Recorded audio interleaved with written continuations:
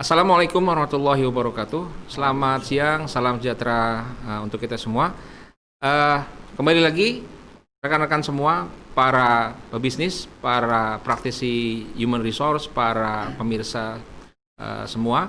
Kembali bersama kami channel iGrowth Indonesia dan Rumah Quran Al-Muslim. Hari ini kita akan membahas sebuah pembincangan yang sangat menarik ya. Hari ini kita akan ngobrol bareng dengan beberapa teman-teman saya juga di sini. Hari ini kita akan ngobrol tentang bisnis kopi seharum aromanya. Nah, jadi ini penting bagi kita angkat karena hari ini kopi sudah menjadi hampir kebutuhan utama untuk teman-teman yang sedang santai, ngobrol bisnis, bahkan nyari jodoh kayaknya ya sambil ngopi. Wah, gitu ya. Nah, nyari jodoh sambil ngopi gitu ya. Dan untuk itu saya perkenalkan dulu untuk tema bisnis kopi seharum aromanya hari ini kita bersama, saya manggilnya karena beliau adalah sebenarnya abang saya juga gitu ya. Bang Dede apa kabar? Alhamdulillah, ya. sehat. Sehat, alhamdulillah. Bang Dede Muharram adalah pengusaha kopi yang sangat luar biasa. Beliau sudah mempunyai 1.200 gerai, bahkan 1.200 itu juga terdiri dari kedai kopinya di seluruh Indonesia. Dan hari ini beliau bawa produknya nih untuk kita icip-icip, kita coba ya, yaitu 1000 Cafe. Nah, nama produknya 1000 Cafe. Wah, ini nanti kita kupas ya, kenapa dinamain 1000 Cafe. Baik, Bang Dede, selamat datang di studio kami, iGrowth dan Erki. Yang kedua, saya sapa dulu ada, saya panggilnya apa nih? Kang ya? Bang Sahrul. Bang Sahrul, Bang Sahrul Febrian, beliau adalah bartendernya nih. Oh, barista, oh bartender mah di hotel gitu ya. Jadi ini yang haram. Ini halal toyiban ya. Barista dari 1000 Cafe. Panggilannya Bang Sahrul ya.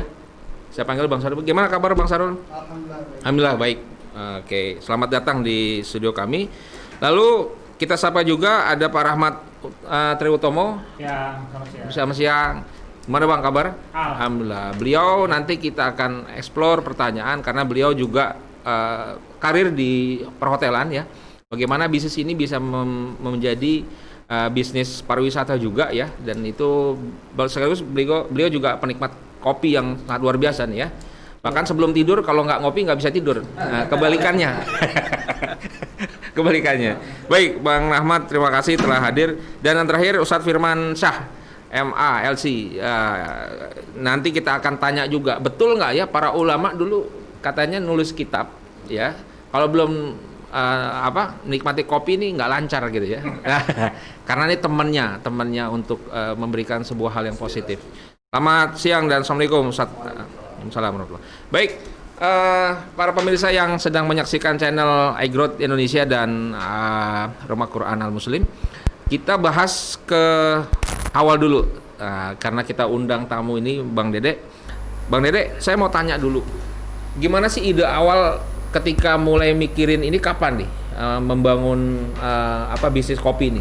Tepatnya kapan dan kenapa ada ide muncul ini awalnya? Ya, assalamualaikum warahmatullahi wabarakatuh. Assalamualaikum warahmatullahi wabarakatuh.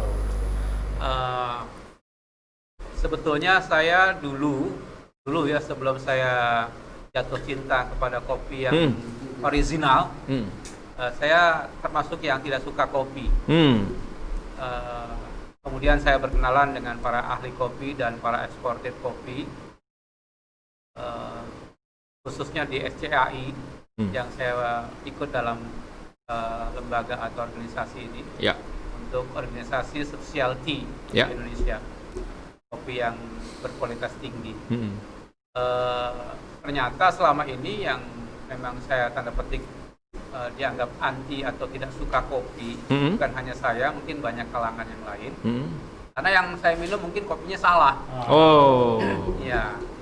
Jadi sehingga bermasalah dengan perut kita, dengan jantung kita. Ternyata dapat informasi saat itu dari mereka-mereka yang ahli, sahabat-sahabat eksportir saya, karena yang sudah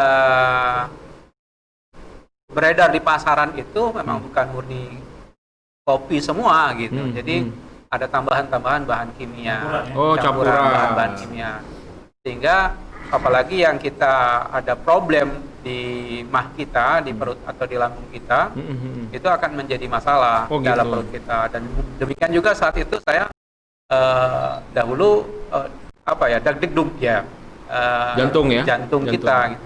Ternyata memang kata beliau ini memang ada kandungan-kandungan yang terdiri dari kimia. Nah, setelah itu baru saya mau berkomunikasi dengan kopi. Ya, minumnya, mulai sampai jadi ke bisnisnya ya, dan seterusnya. Itulah alhamdulillah sampai hari ini. Tadi bukan gerainya 1000 kafe, tetapi saya menyuplai kafe-kafe dan kedai-kedai kopi, kurang lebih 1.200 kafe dan kedai kopi di Indonesia. Alhamdulillah. Dari mulai kapan tuh Bang Dede?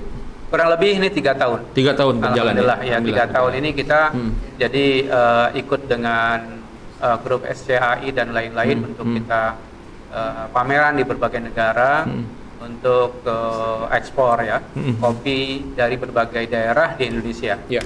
Gimana belajar awalnya? Saya tahu kan Bang Dede kan background ini kan kembali kepada background ya, kalau usaha awal kan ada travel segala macam ya. Ada bisnis juga tempat usaha untuk wedding, lalu juga punya pesantren. Nah, kok bisa sekarang urusan kopi nih, gimana nih? Cerita aja.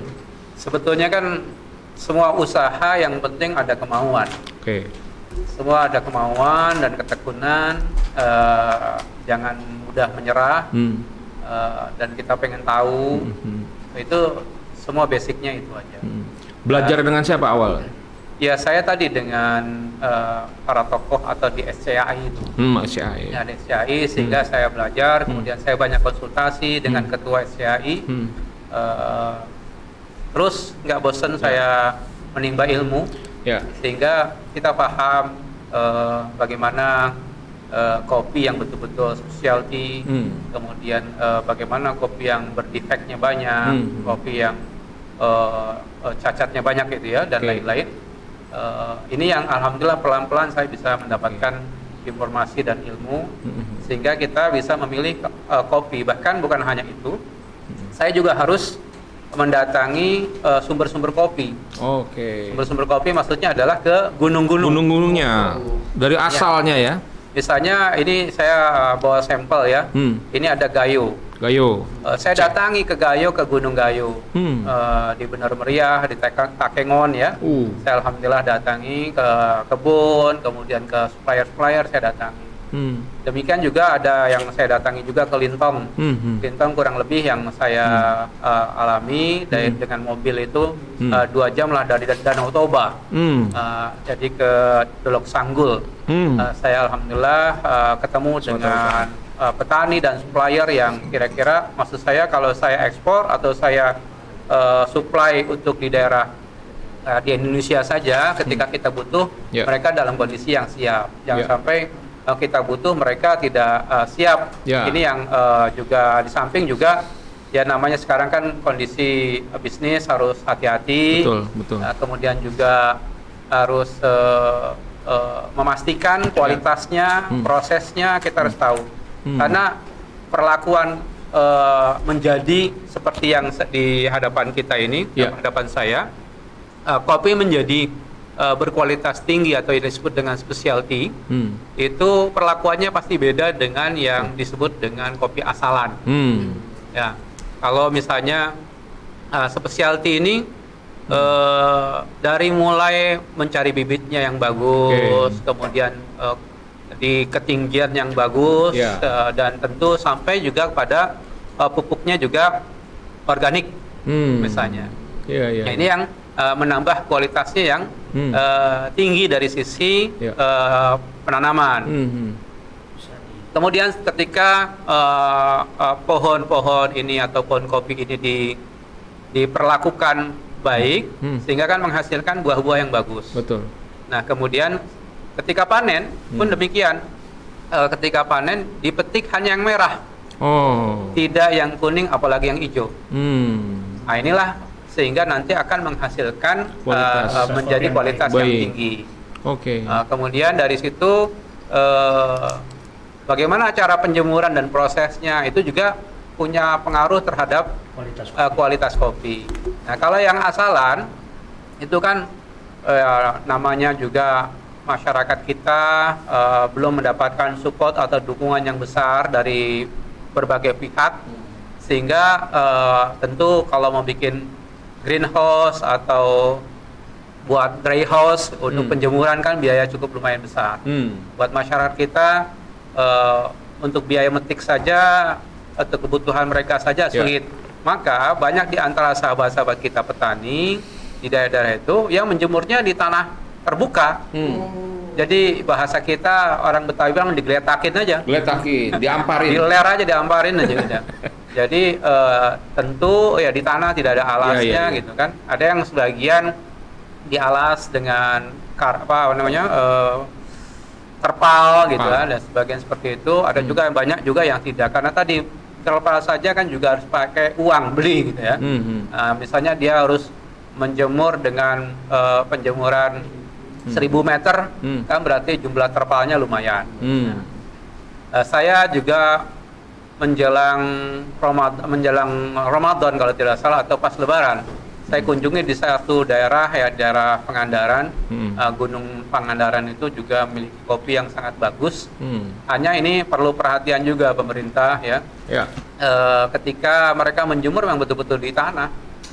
Mereka dari mana ilmunya? Kata mereka yang biasa dapat dari daerah Lampung, daerah Sumatera Selatan dan lain-lain seperti itu katanya. Sehingga dari penjemuran langsung di tanah, bahkan saya bilang kan ini jadi membuluk dan lain-lain lah, karena ditinggal. Betul. Ya Lebaran kan ditinggal gitu. Udah jamuran gitu. Alasannya kenapa nggak pakai terpal? Di samping dananya memang nggak ada. Yang kedua, kalau pakai terpal nanti kerendam air terus itu. Apa namanya? Ya nggak tiris. Nggak menyerap. Kalau di tanah kan dengan langsung menyerap. Cuman kan menjadi bulukan dan lain-lain. Nah, kualitas seperti ini, perlakuan seperti ini menjadikan kualitasnya kualitas asalan. Padahal bibitnya bagus tuh ya? Ya, kalau bibit bagus pun sama. Ya, kalau bibit bagus pun kan tadi prosesnya dari mulai penanaman. Penanaman harus pemupukannya, pemetikannya. Kalau yang asalan itu dia akan petik ya semua. Kalau bahasa kita diprebedin aja gitu. Kalau orang Betawi bilang gitu ya, diprebedin aja. Jadi yang hijau, yang kuning, yang merah ke bawah semua. Dibedol semua ya? Dibedol semua itu, jadi kualitasnya kan tidak bagus. Gak bagus. Jadi proses tadi itu termasuk sampai nanti ada pemilihan atau ada pensortiran mana kopi yang defect ya, sampah-sampahnya dan lain-lain, sehingga menjadi kualitas kopi yang seperti ini ketika sudah selesai dan siap disangrai atau di roasting, sehingga kualitasnya seperti ini. Jadi bagus, bersih, kering, ya, keringnya juga bagus, sehingga ada standar cukup sudah sangat layak dan kualitasnya bisa diekspor dan menjadi kualitas sangat bagus untuk kafe-kafe kita atau kedai-kedai kita dimanapun yang kita akan buka. Jadi kita perlu belajar jadi luwak juga kayaknya itu tadi ya. Luwak aja ngebendolnya tuh milih bagus. Percis. Maka yang dimakan oleh luwak itu sudah kualitas pasti bagus. Karena nggak mungkin yang kuning dan hijau diambilnya. Nggak mau dia. Nah ini, Bang Abi ini apal banget nih. Jadi manusia perlu belajar juga sama luwak gitu ya. Menarik, Bang Dede. Nanti teman-teman boleh nanya juga ya. Tapi saya sapa dulu sambil ngopi Bang Sahrul. Yo, sambil ngopi nih, udah dibuatin Bang Sahrul. Wah, ini aromanya teman-teman yang sini di sini nih. Masya Allah. Ini baru aromanya nih, belum rasanya nih. Oke. Masya Allah nih. Bang Sahrul, betul nggak? Anda kan sekarang menjadi baristanya 1000 Cafe ya. Bahkan ini ada kursusnya nih, kursus barista tuh. Nah, ada kursus barista. Saya mau tanya nih, ini opini atau umum orang katanya, ini bener nggak? Makanya perlu diklarifikasi. Katanya nyeduh kopi itu nggak boleh terlalu mendidih. Jangan 100 derajat. Betul. Bisa jelasin nggak kenapa? Karena kalau air terlalu panas itu bisa ekstraksi. Oh gitu. Sekualitas hebat apapun itu jenis kopinya ya. Betul. Jadi kita pakai biasa suhu itu 90 sampai 95 derajat. Oke. Ini awam nih, awam nyeduh kopi nih. Kan kita nggak diukur tuh ya pakai tensimeter atau apa gitu. Nah, ini mendidih nih, duduk-duduk jangan dituang dulu ya. Kira-kira nunggu berapa waktu? Apa 2 menit? Apa sekian menit misalnya? Dari apa namanya tadi? 100 derajat tadi. Didiemin dulu berapa lama? Air mendidih itu berapa lama? Didiemin baru kita tuang atau 1 bagaimana? menit di suhu ruangan gitu biasanya dia udah turun ya. Udah turun. Ya. Jadi diamkan dulu ya. Jangan lagi mendidih langsung tuang ya. Oke, siap. Oke itu. Nah, sekarang pengalaman jadi barista. Awal udah berapa lama jadi barista? 2 tahun ini. 2 tahun ini. Kenapa milih profesi ini? Saya tertarik karena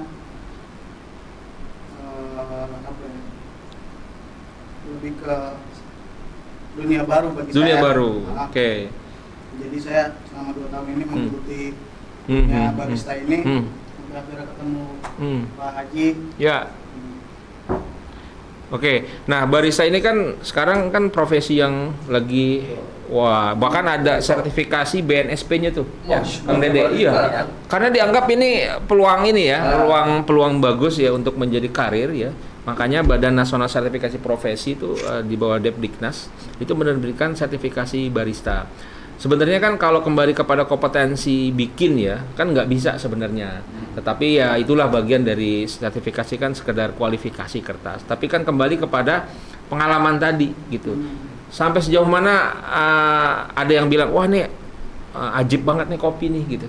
Ada pengalaman nggak cerita tentang yang Anda buatin nih kopi tuh ada yang orang bilang nih luar biasa nih kopi. Nah tergantung siapa yang ngolah kan. Ada pengalaman nggak, boleh cerita nggak? Ya, pernah. Ya. Kemarin di Hotel Aston saya bikin.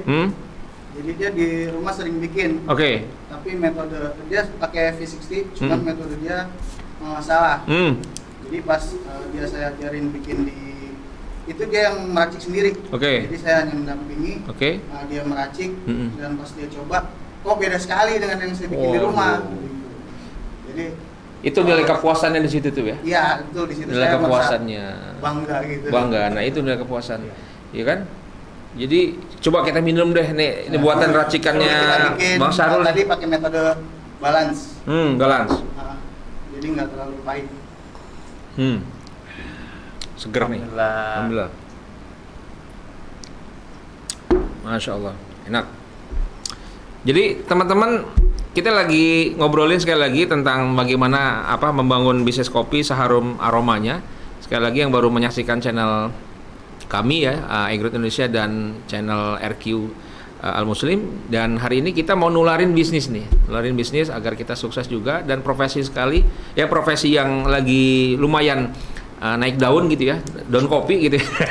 Itu adalah barista. Nah, di sini ada Kang Dede, pengusaha kopi dari 1000 Kopi, dari 1000 Cafe, dan ada Bang Sahrul nih sebagai barista yang tadi ya udah luar biasa, 2 tahun ya, lumayan nih pengalamannya. Ke Bang Rahmat. Ya. Sebelum nanti kita ngobrolnya tambahin ya, biar lebih kaya. Selama ini di dunia perhotelan. Nah, sejauh mana kopi ini menjadi daya tarik pariwisata sih? Misalnya, wah kalau kopi di hotel itu lebih enak tuh, akhirnya orang jadi nggak nginep, jadi nginep tuh. Ya, kopi menurut saya salah satu minuman favorit ya. Salah minuman favorit. Kemudian biasanya juga di setiap meeting itu kita siapkan juga minuman kopi ini. Dan memang tadi kembali ke Pak Dede, jadi kembali kepada kualitas biji kopi, kemudian kualitas pengolahan dan seterusnya, itu yang menentukan perbedaan ya antara satu kafe dengan kafe yang lain, satu hotel dengan hotel yang lain. Nah, menurut saya itu, jadi betul tadi kata Mas Arul, jadi penyeduhan dan sebagainya itu juga berpengaruh juga terhadap rasa atau kualitas kopi. Tapi pada prinsipnya kembali ke dasar ini ya, dasar kopinya. Kalau kopinya mau kualitas yang premium, insya Allah sih akan enak itu. Insya Allah akan enak. Terus kopi disajikannya dinginnya enak, kemudian panas juga enak gitu. Jadi semuanya lezat, baik panas maupun dingin semuanya enak, dan masing-masing ada penikmatnya masing-masing. Jadi kalau saya biasanya panas. Panas ya, bukan dingin ya. Oke. lanjut ya. Lalu kalau ini sejauh mana nih kalau sebagai penikmat kopi nih, sebagai penikmat kopi seringnya menikmatin yang robusta atau yang arabica? Arabica saya. Kenapa milih itu? Saya sebenarnya robusta pernah nyoba, arabica juga pernah nyoba, cuman lebih suka ke arabica. Kalau robusta sedikit asam dia apa Dede ya? Benar nggak? Arabica yang Arabica yang ada asamnya. Yang kita nikmatin apa nih? Arabica, Gayo. Jadi arabica itu sedikit asam, justru itu saya jadi ada apa di mulut tuh, jadi disitulah kira-kira lebih ke robusta jadi. Lebih ke arabica. Arabica. Oke.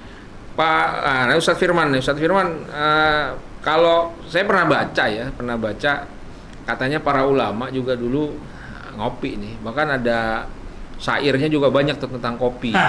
Syair ulama tentang kopi yang nemenin mereka berkarya untuk mengembangkan ilmu-ilmunya gitu ya. Bisa cerita nggak kira-kira ada hal apa yang baik nih tentang keilmuan ya para ulama tentang bicara tentang kopi?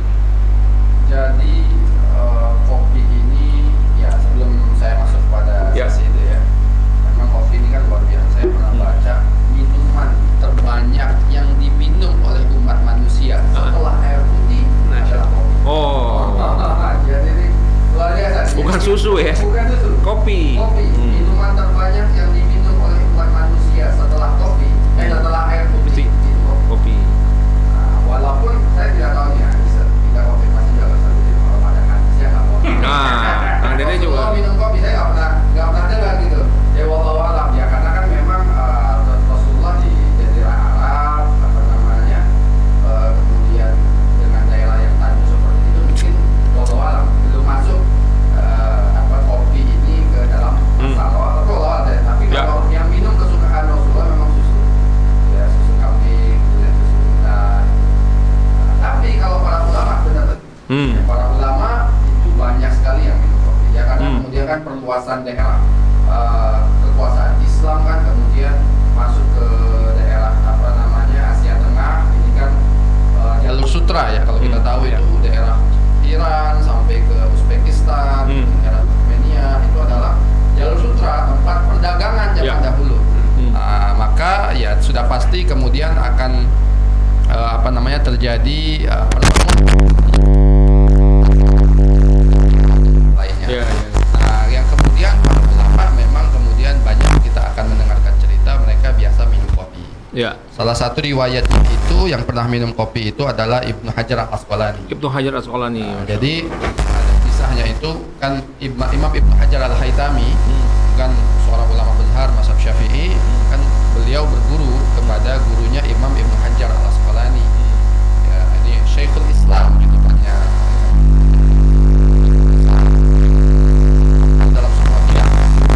Ternyata Ibnu Hajar Al-Haytami muridnya pernah melihat Imam Ibnu Hajar Al-Asqalani minum kopi. Ketika itu beberapa orang muridnya protes. Jadi memang katanya ini ada beberapa ulama dulu yang sempat mengharamkan kopi. Karena katanya kopi ini membuat tertutupnya akal, ketagihan. Maka menurut mereka ini seperti candu gitu, dan maka mereka mengharamkan. Ada. Tapi kemudian ya dalil-dalil mereka semuanya dibantah oleh ulama yang lain. Bahkan Imam Ibnu Hajar sekalipun, sekelas Ibnu Hajar ya, Syekhul Islam ini itu minum kopi. Nah, ketika dikritik oleh kata Ibnu Hajar nggak ada masalah ini tidak ada urusannya dengan haram. Bahkan subhanallah, apalagi kalau ulama Indonesia. Ulama Indonesia memang punya kebiasaan itu.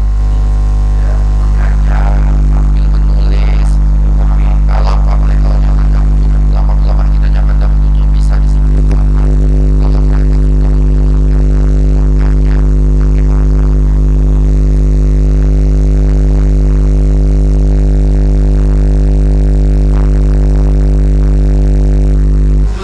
ini ditulis oleh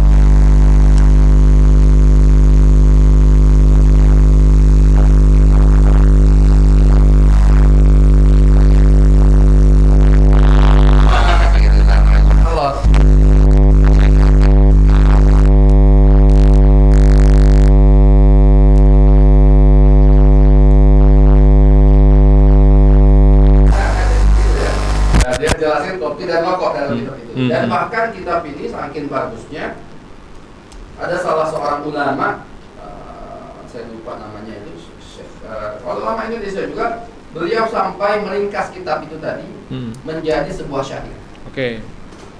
Diringkas lagi. Nah, dan kita lihat banyak ulama-ulama sekarang, ulama Jawa Timur, ulama Betawi, masya Allah mereka mengajar sambil minum kopi. Jadi ini kan kopi ini banyak efek. Efeknya ya walaupun memang dia, tapi kan orang dengan minum kopi pikiran menjadi tenang, terbuka. Ini manfaatnya sangat banyak. Ya, memicu kecerdasan lah ya. Memicu kecerdasan. Baik, Ustadz Firman. Jadi luar biasa ya. Jadi itu hal-hal yang menginspirasi kita juga ya untuk intinya tidak ada la roiba gitu ya dalam keraguan minum kopi. Masih ada yang bilang makruh, bahkan tadi mengharamkan. Jadi sekali lagi kopi dan haram ini kemudian dikritik oleh masyarakat. Ya, kontekstual. Satu dua ulama yang mungkin di zaman mereka pengetahuan tentang kopi itu apa tidak sampai. Ya, konteksnya mungkin ke arah bagi tadi itu yang Kang Dede bilang kalau salah meracik kopi akhirnya jadi efeknya ke perut ya. Ke perut. Ya, memang itu yang perlu juga kita pelajari juga ya. Maksudnya kita yang ramah di perut kita apa sih? Robusta atau Arabica. Nah, nanti kita tanya pada ahlinya nih. Kang Dede, nah kalau ada temen nih, misalnya teman-teman kita kan di era terakhir-terakhir ini kan memang banyak yang katakanlah sebenarnya Allah kasih ujian ya, dengan mereka stop menjadi pegawai ya karena kondisi ekonomi, kondisi COVID dan lain sebagainya. Akhirnya mereka punya modal sih ya, pesangon atau apa, akhirnya bingung nih mau usaha apa. Nah, kopi ini bagian dari yang mereka juga pikirin ya, untuk memulai bisnis kedai kopi atau apa. Nah, sekali lagi sebenarnya dengan modal berapa sih bisa membuat kedai kopi yang profesional ya, bukan warung kopi. Kalau warung kopi modalnya gampang, termos sama cangkir sama seduh doang, itu kan bukan, itu warung kopi. Ini yang kedai kopi ya, kedai kafe lah atau kedai kopi. Kira-kira kita bisa kasih inspirasi nggak atau kasih motivasi dengan nilai berapa sih, misalnya dengan peralatan yang ada nih minimal di sini, mereka bisa memulai dan dengan bisnis yang menjanjikan juga.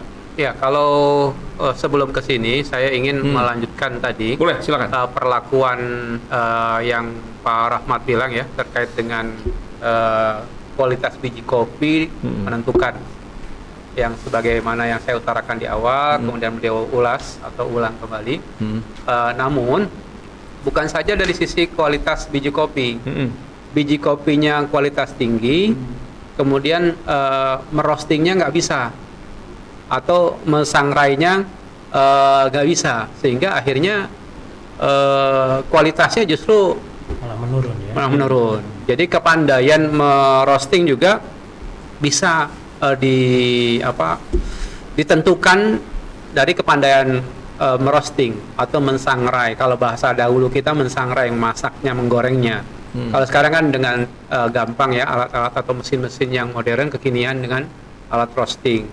Nah, dengan kepandaian merostingnya juga menentukan atau mensangrainya. Kalau dahulu itu juga menentukan atau mempengaruhi dari kualitas biji kopi, dan kemudian akhirnya yang menjadi yang kita bisa minum. Nah, kalau seandainya biji kopinya bagus, mensangrainya tidak bagus sampai jadi katakanlah gosong, bahkan menjadikan aromanya bisa rasanya hilang gitu ya. Nah, ini kan juga memiliki keahlian dalam roastingnya. Nah, ini menjadi roastery, menjadi orang yang ahli. Roasting ini juga harus ada kursusnya juga gitu.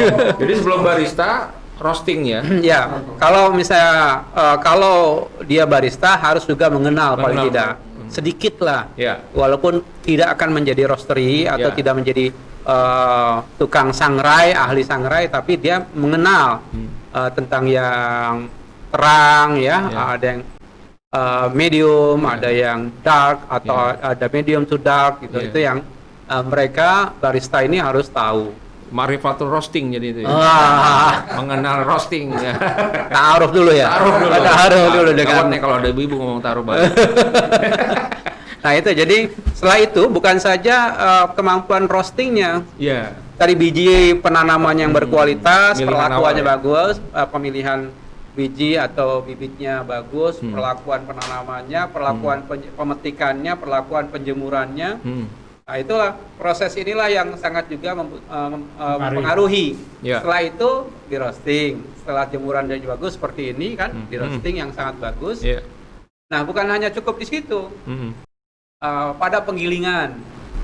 Nah ya, itu juga mempengaruhi. Mau yang halus, sangat halus, atau yang medium, ada yang kasar gitu. Itu juga mempengaruhi rasa dan mau pahit banget atau tidak juga mempengaruhi. Yang berikutnya nggak sampai di situ, tapi berikutnya adalah di penyajiannya tadi. Barista lah tugasnya ini. Jadi bagaimana menyajikan dengan meraciknya dan sampai menjadi minuman yang dinikmati sangat enak. Sebagaimana tadi di salah satu hotel Aston yang Mas Arul cerita tadi, dia biasa bikin juga di rumah. Karena salah, walaupun alatnya sama, misalnya dengan yang mudah ini yang kita bawa ini adalah V60 ya. Itu sama, bahannya sama di rumah salah satu tokoh atau yang followernya banyak gitu ya. Kemudian dia bikinnya kok beda rasanya dengan ini. Pertama tadi kopinya bagus, roastingnya bagus, penyajiannya juga harus bagus sehingga baru menikmati yang rasanya yang maknyus lah gitu ya. Nah ini berikutnya kalau ini sudah paham tadi saya selesaikan, baru kepada bisnis kopinya atau bisnis kedainya. Nah, kalau kami pada supplier kopi-kopi kepada kafe-kafe, kafe-kafe atau kedai kopi kami supply. Nah kemudian berapa dibutuhkan dananya tergantung juga pertama modal atau kapital yang dia miliki. Kemudian saya modalnya sedikit, bisa juga modal sedikit. Katakanlah misalnya saya punya cuma 5 juta, bisa gitu kan. Jadi bisa teman-teman ya 5 juta atau cukup ya? Untuk awal ya. Kalau misalnya tapi itu kan jadi nanti manual semua. Tidak bisa dengan yang dengan alat espresso. Manual semua. Kemudian ya kan kita dalam kondisi seperti ini banyak yang PHK sahabat-sahabat. Ini juga bisa di rumah dibikin, kemudian kan kita zaman online gitu. Betul. Saat online ini kita bisa dengan online, kemudian juga ada dengan jasa antaran. Antar jemput kita di rumah ya, khususnya kaum ibu kan. Bisa tinggal diviralin. Ke teman-temannya dikirim gitu. Dan bukan hanya kopi yang sekarang kita minum original atau kopi yang tanpa campuran misalnya susu, gula dan lain-lain. Bahasa kita, anak-anak kita sekarang kan disebut dengan kopi kekinian. Kopi kekinian itu kan ditambah dengan berbagai tambahan lain. Misalnya dengan ada susu, ada tambah gulanya dengan gula aren, gulanya dengan gula Jawa dan lain-lain. Itu yang kemudian juga dicampur dengan gaya Jepang itu dengan berwarna hijau, berwarna orange, macam-macam. Itu sekarang untuk menggarap milenial. Varian ya. Variannya untuk supaya kaum milenial ini anak-anak SMA itu bisa. Bahkan ada yang pakai itu ya, pakai kacang ya. Pakai bubble. Jadi macam-macam tambahan-tambahan. Yang penting kami menganjurkan semuanya sehat dan diusahakan kalau bisa semuanya yang original. Jangan ditambah dengan kimia. Kalau bisa diusahakan. Agar minuman yang kita minum itu betul-betul sehat. Apalagi kondisi sekarang ini kan saya sendiri juga memproduksi, misalnya kita sebut jas Ukraine. Jas Ukraine itu jahe, susu, kopi, gula aren. Jas Ukraine. Jas you. Untukmu yang keren. Keren juga namanya. Artinya, Karena kenapa kita bikin dengan jahe? Karena kan untuk jahe itu konon kata para ahli bagus untuk mempersiapkan tubuh yang fit dan lain-lain ya. Dan corona juga katanya. Ya, obat corona. Itu maksudnya ke sana. Jadi minuman surga juga tuh. Nah itu kemudian tadi kalau misalnya dari sisi sejarah, memang kopi ini konon ditemukan pertama kali di Ethiopia. Ya. Oh, Habasyah. Di Habasyah, tempatnya Bilal bin Rabah. Itu kalau dari sekarang ini kurang lebih 3.000 tahun yang lalu. Wow. Atau 1.000 tahun sebelum Masehi. Itu di Ethiopia. Jadi tentunya sudah masuk duluan ke Mekah dan lain-lain sudah masuk. Nanti kita kasih pertanyaan untuk dapat door prize, siapa yang pertama menggiling kopi dari orang Habasyah. Cari deh. Cari deh tuh. Cari Google. Biar nggak ngantuk. Iya. Lanjut, Kang Dede. Ya. Saya kira di antaranya itu. Kemudian kalau punya kita modal tentu juga dalam kondisi sekarang ini berinvestasi hati-hati. Betul. Hati-hati itu adalah jangan langsung besar gitu ya, karena kondisi daya belinya juga belum tinggi atau masih rendah, sehingga kita menggunakan semua aset yang ada. Misalnya rumah bisa dipergunakan menjadi kafe dan resto. Kafe gerasi gitu ya. Jadi kafe gerasi. Kemudian dengan online tadi kan kita bisa menawarkan mereka. Bisa yang sudah bubuk atau yang disebut dengan ground. Nah, ini yang sudah bubuk misalnya kan. Misalnya beli dari saya atau dari 1000 kafe itu yang sudah dalam kondisi yang di roasting. Sudah berbiji tapi sudah siap giling lah. Nah, ini kenapa? Kalau sudah jadi bubuk, berjalannya waktu dia akan berkurang aroma dan rasa.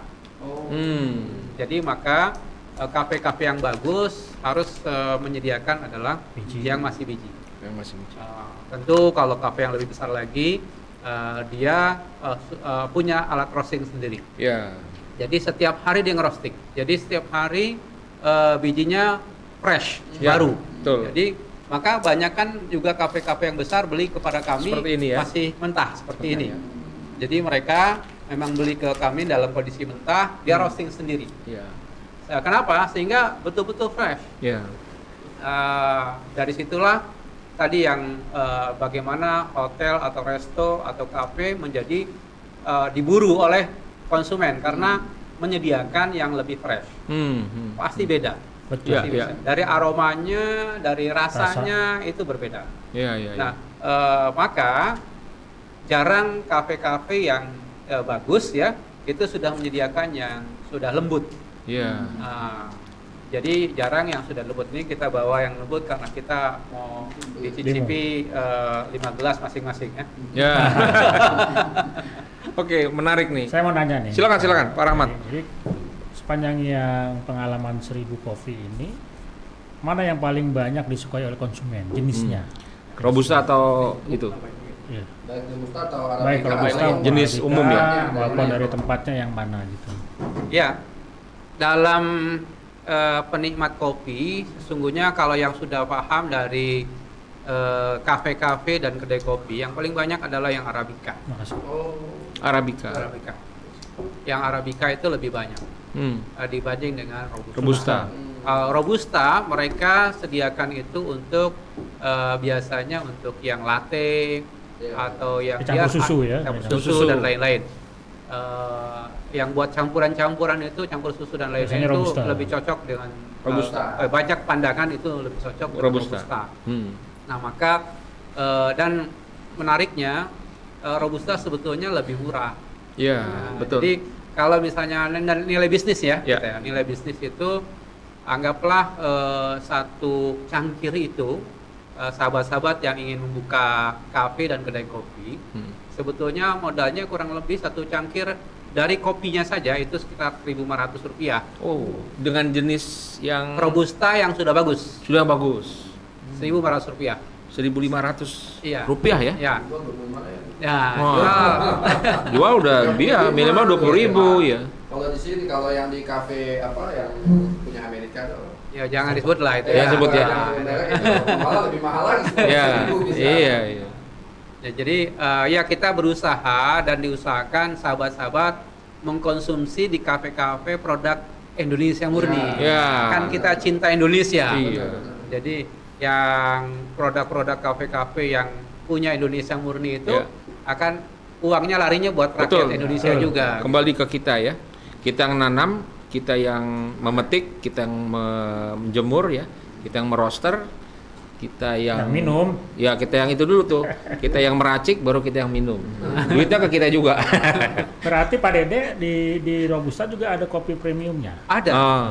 Tadi yang saya ceritakan tentang kopi Robusta asalan.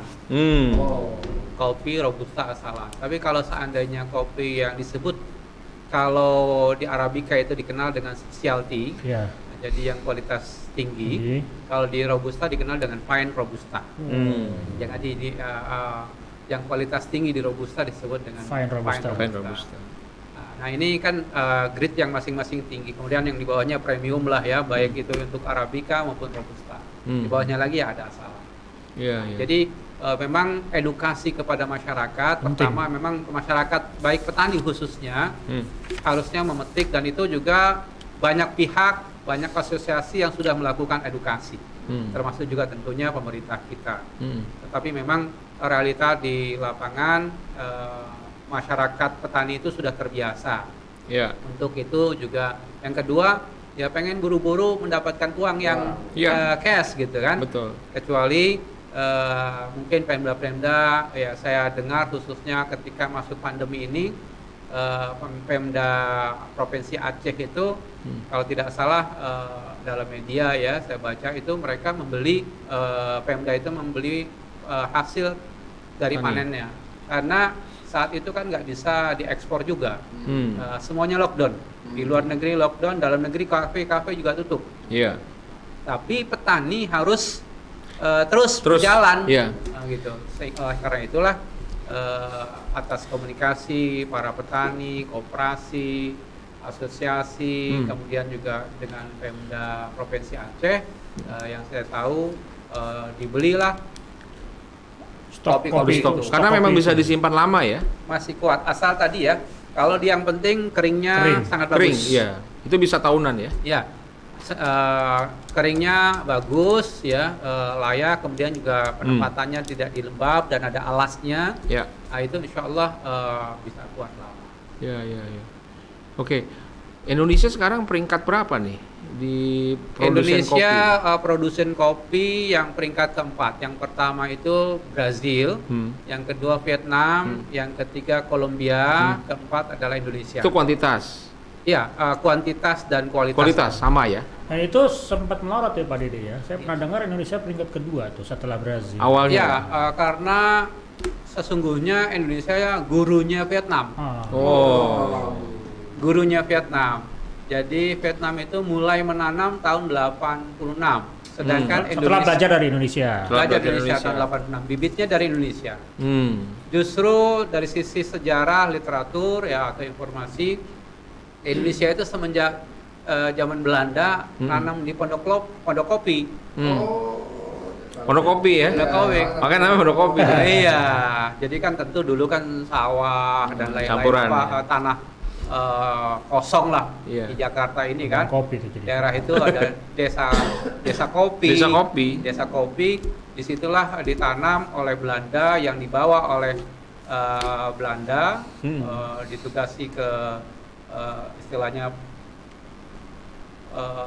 ambassador atau petugas yang dari India ke Jakarta, nanamnya di disebut kemudian desa kopi, yang sekarang disebut dengan pondok kopi. Nah di situ kemudian karena sesuatu hal termasuk banjir, dicoba dan diperbesar, diperluas itu di daerah Pariangan. Pariangan itu adalah Bandung dan sekitarnya sampai ke Cirebon ya, ke daerah Kuningan, Majalengka dan sekitarnya. Sampai hari ini dikenal dengan Prianger Coffee. Dan sangat dikenal juga di luar negeri, Prianger Coffee. Kalau untuk kopi Indonesia sendiri yang paling terkenal, kalau paling nikmat itu kan tergantung orang ya. Tapi yang paling terkenal di pasar nasional atau internasional tuh daerah mana? Ya, saya ada sahabat di Inggris ya. Kita standarnya salah satu di Eropa atau satu negara yang modern dan lain-lain, Inggris.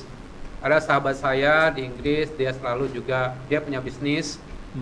Tentu bisnisnya kalau bahasa kita di sini ada yang marketplace dan lain-lain ya. Dia juga mengimpor barang-barang dari Indonesia. Insya Allah dalam waktu dekat saya akan mensuplai kopi ke Inggris melalui teman saya ini. Dia pelajari dulu harga-harga kopi dan kopi Indonesia apa yang menarik di sana. Baik dari Indonesia maupun dari luar negeri di Inggris, tentu juga di Eropa juga. Ternyata yang menarik dan peminatnya cukup banyak itu ya Gayo masih. Gayo. Kemudian juga Mandailing atau Lintong. Kemudian juga yang berikutnya adalah Kampung Jawa Barat, Prianger dan lain-lainnya. Toraja dan lain. Tapi memang masih untuk Indonesia nampaknya masih Gayo. Saya ya karena saya senang ke gunung-gunung kopi dan saya perhatikan memang Gayo ini menjadi percontohan dan bahkan menjadi income daerah untuk dari masyarakat atau rakyatnya, jadi mendapatkan dari kopi. Bahkan bahasa orang dari mulai lahir sampai wafat biayanya dari kopi gitu.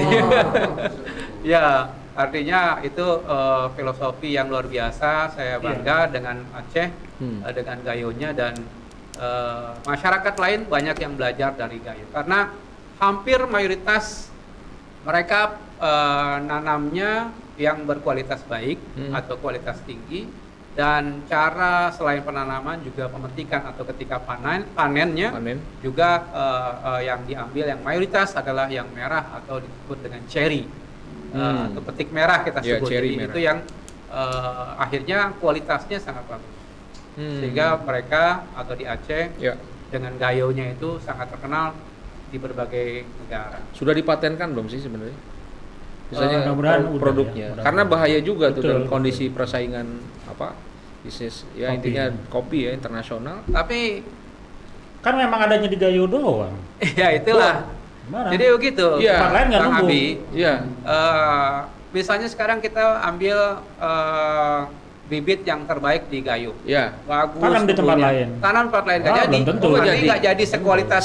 Iya, tergantung kualitas tanah sana juga ya, setempat ya. Ya Allah udah maha adil, Allah udah. Jadi misalnya sekarang ini Ateng Super misalnya, kita ambil dari Gayo. Tanam di Jawa Barat. Jadinya kopi Jawa Barat. Beda lagi kualitasnya gitu. Ditanam di Kuningan gitu. Ya, atau ditanam di Jawa atau di tempat lain. Jadinya luar biasa. Karena Allah berikan. Ya, saya nanya ini karena pernah ada satu varian buah ya di Indonesia itu kalau nggak salah paya atau mangga ya. Akhirnya ditanam di Bangkok. Akhirnya jadi paya Bangkok misalnya. Nggak taunya awalnya dari bibit Indonesia. Nah, apakah itu sekualitas itu? Kalau kopi agak beda ya. Dia nggak mau berubah kalau tempatnya memang bukan di situ.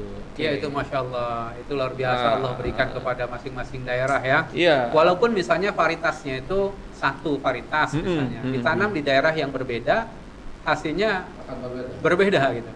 Yang satu varietas, apalagi berbeda. Kemudian yang juga mempengaruhi adalah ketinggian dari permukaan laut.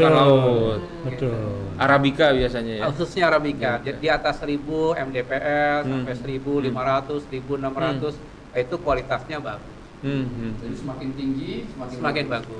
Nah, kalau di ketinggian misalnya 500 meter nggak jadi Arabica, kosong, opong gitu. Nah, ini yang sudah banyak dicoba oleh masyarakat petani.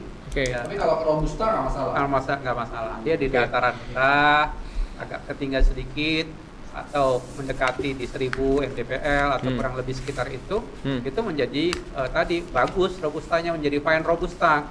Apalagi dengan perlakuannya tadi dari mulai penanaman bibitnya bagus, penanaman bagus, pemupukannya dengan organik, pemetikannya hanya yang merah dipetiknya, yang hijau dan kuningnya saja nggak dipetik. Itu baru hasil kualitasnya akan kualitas tinggi dan terbaik.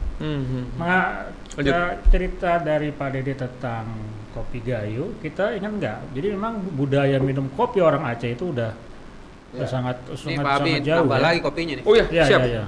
Wah, luar biasa. Wah, mantap. Nanti bikin lagi. Iya.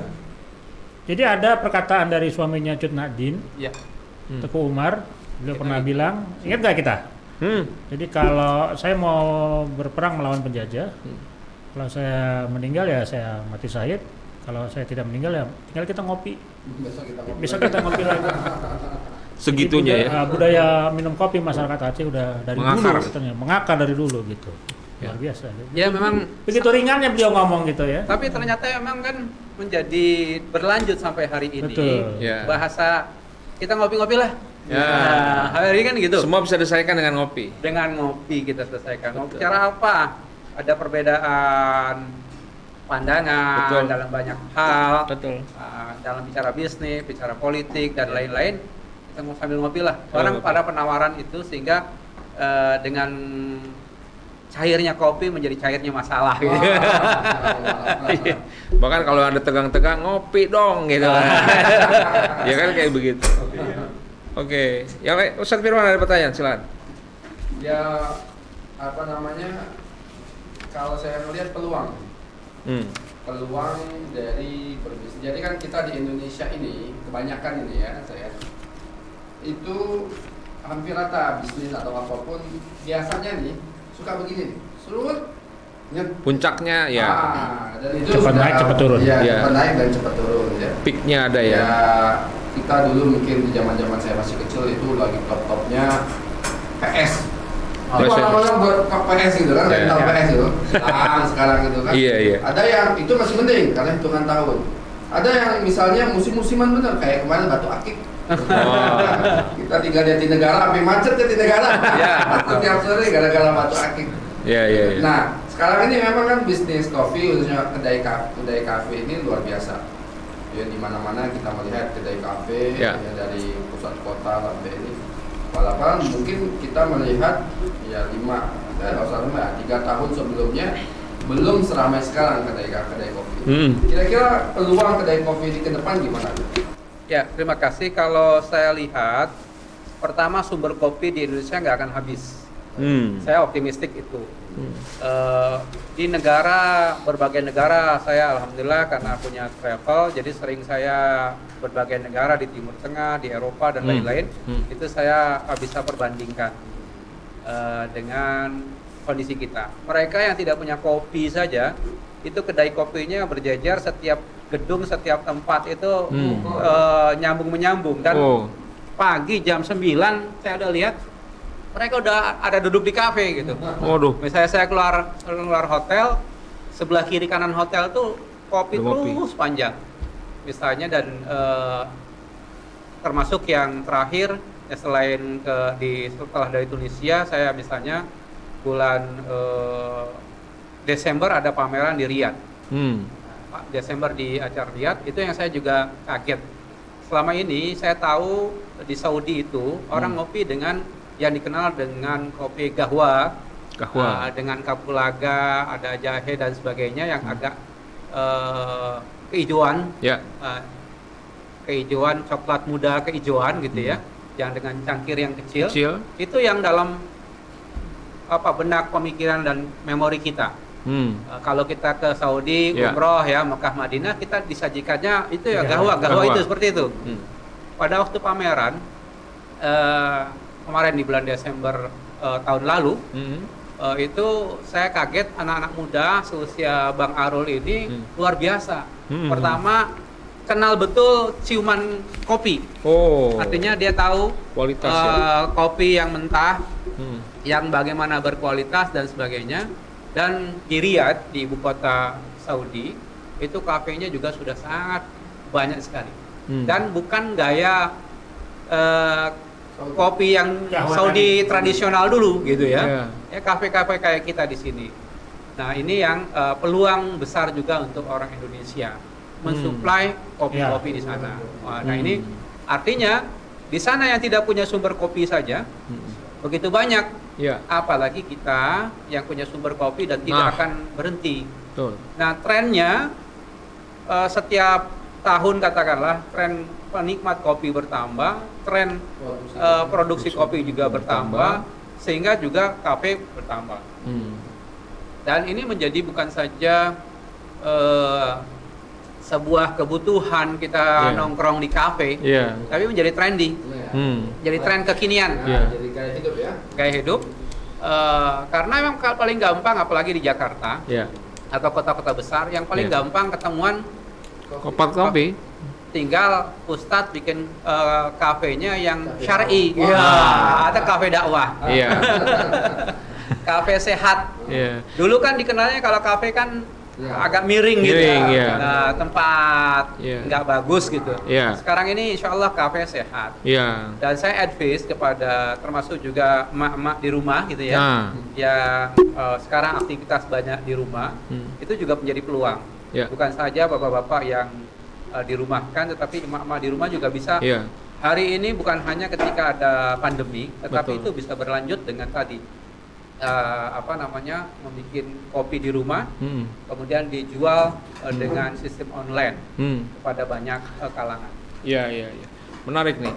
Kalau bagi penikmat kopi tapi dia katakanlah punya gangguan lambung misalnya, kita harus pilihin nih. Jadi kita mungkin nanti bisnis kopinya ya, kita juga sebagai konsultan kesehatan kali ya. Nah, Bapak ada gangguan jantung nggak gitu ya, di checklist dulu gitu ya. Nah, Bapak punya ini nggak, gangguan lambung nggak? Oh nggak. Bapak punya gangguan duit ya? Iya sih kalau duit. Oh kalau gitu Bapak yang robusta aja murah. Nah jadi ya kayak gitu. Jadi kayaknya nanti ya Bang Sahrul nanti mungkin ya udah begitu kayaknya tuh ya. Nah jadi perlu juga kayaknya kita milihin nih. Atau sekarang yang lagi nonton pemirsa iGrow Channel dan RQ Channel, bagusnya seperti apa sih untuk milihin teman-teman yang kayak gini nih, yang punya gangguan lambung tapi dia masih pengen ngopi gitu. Tadi saya sampaikan kalau kopi yang original, yang murni tanpa campuran kimia, insya Allah aman. Insya Allah aman ya. Nggak ada masalah dengan lambung. Betul. Ya seperti ini. Karena saya penyakit dulu sampai hari ini kan bermasalah di lambung. Tetapi alhamdulillah dengan kopi ini ya 3 tahun ini jor-joran nggak masalah, karena kopi yang kita minum adalah kopi asli, original. Itu pertama. Yang kedua, jangan pakai gula kali ya. Iya. Pakai gula. Yang punya kena diabetes tuh sebenarnya kopinya aman ya, gulanya yang nggak aman. Gulanya dengan gula aren. Kalau gula tidak ini. Yang paling bagus glukosanya rendah kali ya, gula aren. Yang kedua gula Jawa, tapi gula Jawa juga yang bukan campuran. Nah, gula Jawa yang asli lagi. Gula aren juga yang asli. Nah, nanti yang terakhir itu baru ada gula pasir tuh, itu terakhiran itu. Kalau kopi untuk ningkatin vitalitas, bener nggak tuh Ustaz? Siang-siang. Konon, semua kopi itu ada dalam bahasa Arab ini meningkatkan rujula. Kelaki-lakian. Jadi kalau ada laki-laki yang nggak doyan kopi, kasihan kopi bukan rojulun tapi nisaun. Jadi ada kelaki-lakian, perkasa kan. Kopi konon begitu. Iya. Apalagi dia konsumsi yang disebut dengan kopi lanang ya. Nah, ada kopi lanang itu kan, kopi ini kan ada 2 buah tuh ya. Ada jenis. Jadi kopi yang ketutup gitu tuh. Disebut kopi laki-laki ya. Kopi laki-laki. Wah, menjadi nambah ilmu kita nih, nyari kopi lanang. Itu banyak informasi seperti itu. Dipilihin tuh ya, untuk petani-petani kita luar biasa. Dan variannya satu persatu. Ya, jangan lupa. Di Seribu Kopi kan ada, Seribu Kopi. Di Seribu Kopi ada kopi lanang. Ada. Wah, kita promo nih, ada kopi lanang para pemirsa yang kira-kira butuh tambahan power gitu ya. Jadi jangan lupa nih ada 1000 Cafe nih. Ada juga produk kita yang untuk pelangsing. Disebut dengan green coffee. Green coffee ini nurunin kolesterol, segala macam, lemak ya. Jadi Bang Arul nih harus ngopi terus dia. Jadi apa efeknya kalau kita nggak nafsu makan kayaknya ya? Kopi itu dia sering ke belakang atau gimana? Akan menurunkan kegemukan atau kolesterol ya. Itu yang alhamdulillah kita bisa juga memproduksi. Masalah kafeinnya nih, tadi kan masalah jantung ya belum kita bahas tuh. Kan katanya kafein yang tinggi juga akan mengganggu apa namanya gerak jantung atau apalah ya. Nah sejauh ini kafein yang paling tinggi itu jenis apa sih? Semua kopi ada kafeinnya. Ada kafeinnya. Hanya barangkali semua juga saya kira jangan berlebihan ya. Jangan berlebihan. Kalau misalnya sekali kita nongkrong 1 gelas sih, wajarnya sehari 2 gelas oke lah ya. 3 gelas 5 gelas juga oke. Cuman kan ada batas setiap orang beda ya. Bukan ada tenggat ya. Misalnya kita tamu, kita suguhkan kopi, dia ngopi, kita ngopi. Nanti zuhur ada tamu lagi, kasih kopi nggak masalah. Asal tadi ya tenggatnya jangan misalnya kita minum sekaligus 5 gelas gitu. Apalagi sepanci gitu ya. Gelasnya gelas raksasa lagi. Almarhum Prisce sehari 8 gelas. Iya. Tapi beliau juga ininya kuat juga. Rokoknya. Sehingga beliau kan waktu itu paru-paru ya. Iya. Jadi peluang untuk berbisnis kembali ke peluang bisnisnya. Kafe atau kedai kopi sangat besar. Dan tadi apalagi sekarang dalam pandemi ini orang juga senang di rumah. Maka kita yang mengantarkan ya dengan jasa antar itu, jasa pengantar itu bisa. Tentu kita tinggal membranding namanya apa, Abi Cafe misalnya kan. Abi Cafe dari rumah bisa diantar. Misalnya yang digiling boleh, atau yang masih biji juga boleh kan gitu, atau termasuk yang hot, yang panas atau yang dingin gitu ya. Kan sekarang anak-anak muda banyaknya yang dingin dengan dikenal dengan kekinian lah ya, dengan tambah susu dan lain-lain.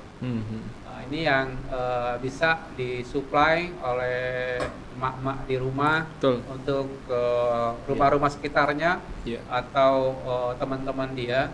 Benar. Dan atau ketika kita kedatangan tamu yang sederhana seperti ini kita bikin. Saya dengan V60 ini kita bikin seperti ini sederhana, orang akan menikmati. Betul. Jadi rumah kita bisa menjadi tempat bisnis. Betul. Jadi nggak perlu misalnya harus mengeluarkan modal yang besar. Benar. Dengan 5 juta saja atau di bawah 5 juta juga masih bisa. Tapi tadi supaya memang betul-betul sedikit memadai ya, dengan kisaran 5 juta itu sudah sangat bisa. Kalau sudah kelas kedai kafe itu berapa itu? Ya tadi dari 5 juta bisa. Nah misalnya dia sudah punya kelas ini mungkin. Misalnya sudah agak bagus, sudah bisa dari 20 juta, bisa dari 50 juta dan seterusnya. Karena tadi kalau kedai kafe atau kedai kopi punya yang bagus adalah dengan dengan espresso. Ya. Nah misalnya saya punya paket misalnya paket silver misalnya disebut dengan semi profesional ya. Kita bisa dengan 31.500.000 ya. Itu ada sudah mesin espressonya, ada grindernya, ada grinder ada 2 ya. Kemudian dan lain-lain. Ini sudah cukup tadi disebut dengan semi profesional lah. Itu termasuk kursus baristanya enggak? Bisa sama kita. Nah, kemudian ada lagi yang lebih tinggi lagi ada, atau lebih rendah lagi ada, gitu. Terkait fasilitas ya, terkait peralatan juga ya. Mau yang 13 juta paketnya itu, misalnya kita sebut sebagai office basic espresso, itu sudah bisa dapat juga mesin espressonya. Nah itu sebetulnya bisa untuk kantor tadi yang saya sebut. Jadi ketika ada tamu tidak perlu bawa ke kafe, di rumah aja. kantornya dibikin seperti kafe. Sehingga pengeluarannya tidak besar dan waktu tidak terbuang. Betul. Apalagi dalam pandemi. Betul. Nanti setelah pandemi selesai, kantornya bisa jadi kafe juga. Ada bisnis baru jadinya ya. Iya. Mas Arul, kalau espresso itu cuma ada 2 ya, single sama double. Ya betul. Single sama double. Jadi kalau kita mau minta banyak nggak bisa ya? Karena emang keras ya kalau espresso ya, keras ya. 1,5 cangkir aja kan udah luar biasa tuh kan. Dan espresso ini merupakan basic daripada kopi latte dan seterusnya gitu ya. Espresso base. Oh, espresso base. Oke. Nah itu bisa kita tuang lagi tuh. Ya, ini saya bikin V60 itu ada 2 metode. Yang tadi balance, sekarang saya bikin kompleks. Apa bedanya? Ini lebih tebal bodinya. Nah, coba deh. Kalau ini tadi tipis ya. Habisin dulu itu. Yang ini habisin dulu. Saya masih ada biar yang tambah itu yang udah habis. Tadi tipis. Kayak penggaris. Iya, agak tipis. terang. Ya. Bismillah. Saya masih ada, nanti aja. Benar. Tebal, agak tebal. Oke. Ada strong. Ini apanya? Bubuknya kah? Metode pouringnya. Metode pouringnya. Walaupun Dan jumlah airnya kalau tadi yang pertama saya pakai 1:13. Yang kedua ini 1:12. jadi airnya lebih sedikit. Airnya lebih banyak. Oh, ini lebih banyak malah. Airnya lebih sedikit. Kalau yang lebih sedikit. Tapi bubuk kopinya sama tadi. Bubuk kopinya sama. Komposisi sama? Sama ya? Enggak, komposisi Berapa sendok tadi sama ya? Yang tipis dengan yang tebal? Kopinya sama. Airnya yang beda. Airnya aja yang beda. Oh iya. Kalau Metode pouringnya. kalau orang Betawi bilang tuh kalau yang pertama tadi sindang. Kalau yang balance tadi jadi biasa 30 detik 30 mili blooming ngeluarin karbon dioksidanya. Nah, terus keduanya langsung dihabisin sampai sesuai kita mau bikinnya. Kalau yang kedua kompleks jadi sedikit-sedikit. Ya. Saya sebenarnya suka yang ini Mas Arul, yang rada tebel. Yang begini. tebel. Yang rada tebel begini. Ya. Oke. Berarti nanti Gudumayan di 1000 Cafe. Siap. Di Pondok Pondok Kopi. Kelapa. Pondok Kelapa. Tetangganya Pondok Kopi. Ya. Baik, luar biasa rekan-rekan yang sedang menyaksikan channel iGrowth Indonesia dan RQ TV. Jadi luar biasa ya, 1 jam nggak berasa kita ngobrolin kopi dari mulai bagaimana. Berasa seger. Berasa segar, nggak berasa yang lagi nonton doang. Makanya kalau mau berasa sekali lagi nanti silakan membeli produknya 1000 Cafe dan ini sekali lagi bisa menjadi usaha baru kita. Di Peluang bisnis marketplace kita di marketplace di mana? Di Tokopedia dan Tokopedia lain-lain. ada, oke. Ada 1000 Cafe. Oke. 1000 Itu aja, Cafe. 1000 Di Tokopedia Cafe. ya, coba di Tokopedia. Oke, Tokopedia 1000 Cafe ya. Dan nanti Atau kalau mau datang ke tempat kami juga bisa 1000 Cafe. Bisa Alamatnya Google ada? Map-nya ada. Google Map. Oke, nanti kita umumkan juga di channel kita alamatnya. Jadi luar biasa pengalaman kita ya untuk ngobrol walaupun belum cukup nih 1 jam, tapi terkait waktu nanti kita sambung Kang Dede untuk lebih menularkan ide-ide bisnisnya, menularkan ya tadi kembali bisa ke jadi kopi.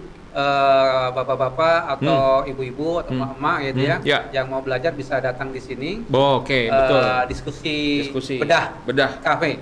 kafe. Siapa yang mendaftar duluan diterima gitu kan. Cakep. Ya. Dan nantikan juga 1000 Cafe di Keramat sini. Iya, 1000 Cafe kita akan grand opening atau soft opening dulu kayaknya ya. Dalam waktu dekat. Insyaallah. Nanti ada di sini tanggalnya. Oke, terima kasih Kang Dede atas waktunya, Kang Sarul, Pak Ustadz Firman, Pak Rahmat dan teman-teman semua yang sedang menyaksikan channel iGrowth dan RQ TV.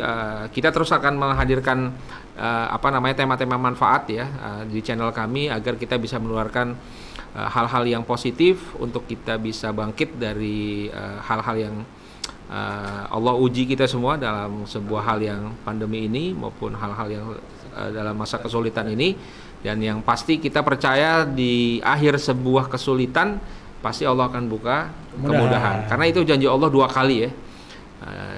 Innamal usri yusra, innamal usri yusra. Jadi kita yakin, tetapi sekali lagi yakin tidak cukup, yang penting harus ada solusinya. Dan ini salah satu solusi kita adalah 1000 Cafe hari ini, mudah-mudahan nanti bisa menular menjadi sebuah bisnis yang manfaat untuk kita semua. Sekali lagi terima kasih dan mohon maaf atas segala hal yang kita sampaikan, obrolan kita, celutukan kita yang ketawa ketiwi gitu ya, dan tujuannya hanya untuk bercanda agar kita lebih fresh, lebih segar. Terima kasih sekali lagi semuanya. Kita tutup dengan wassalamualaikum warahmatullahi wabarakatuh. Selamat sore dan sampai berjumpa. Berkah untuk kita semua. Amin.